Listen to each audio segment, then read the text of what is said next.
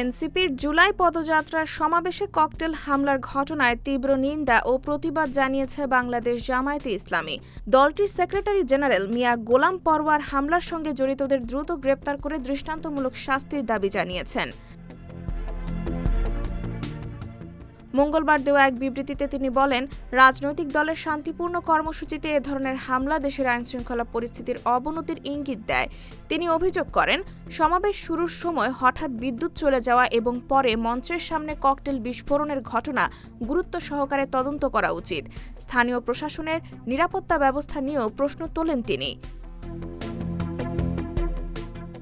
বিবৃতিতে আরও বলা হয়, গণতান্ত্রিক পরিবেশ বজায় রাখতে সব রাজনৈতিক দলের শান্তিপূর্ণ কর্মসূচির নিরাপত্তা নিশ্চিত করা জরুরি।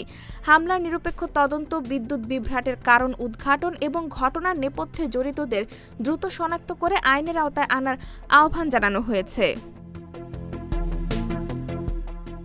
উল্লেখ্য, সোমবার রাতে সাভারে এনসিপির জুলাই পদযাত্রার সমাবেশে ককটেল হামলায় 4 জন আহত হন।